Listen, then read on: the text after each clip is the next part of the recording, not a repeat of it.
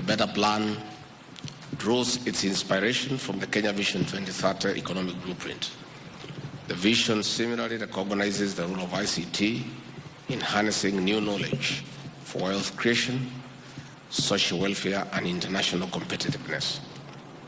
This administration has therefore set forth ambitious objectives aimed at catalyzing transformation and inclusive growth, with the digital superhighway playing a critical role in enabling us to make tremendous achievement in delivery for the other four pillars of the plan, namely health, agriculture, MSMEs, and financing.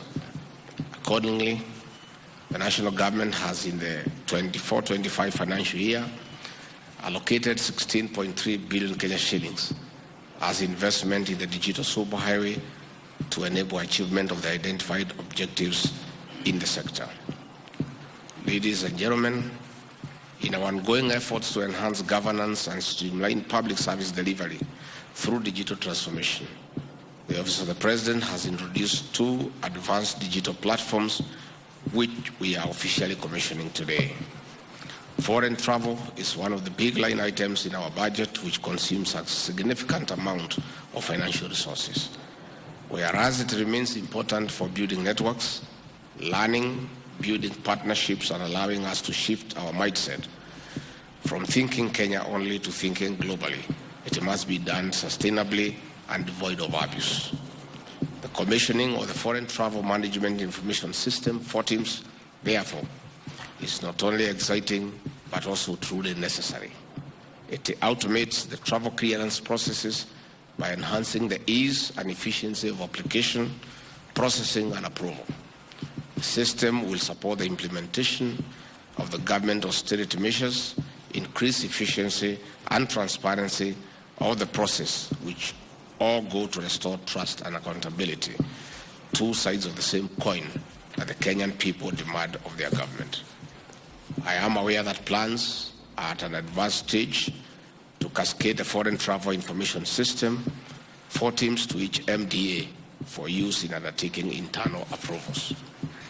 I therefore encourage expedition for conclusion of this process to secure a holistic structure that will not only secure adherence with prevailing travel guidelines, but also facilitate government's ability to review overall foreign travel budgets and expenditures, analyze our global travel trends and priorities, and reorganize our foreign service footprints accordingly. Ladies and gentlemen, it is said, change is inevitable, growth is optional. These words by John Maxwell underscore the radical shift which technology has brought to the world.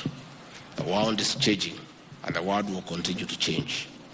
Digital transformation puts technology at the core of strategy, which translates to better processes, increased efficiencies, and a digital fluent workforce, elements that are key to future survival and growth.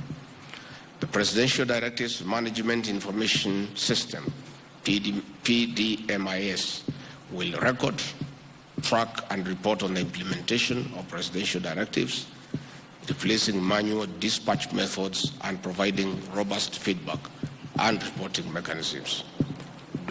Government moves slowly, which is a good thing, because while the executive runs on an election cycle of every 5 years, institutions preserve continuity. The slow bureaucratic processes protect from rushed execution, which is important given it is hard to undo bad policy implementation. However, this is not an excuse for delayed execution, corruption, and unnecessary delays, which are people issues.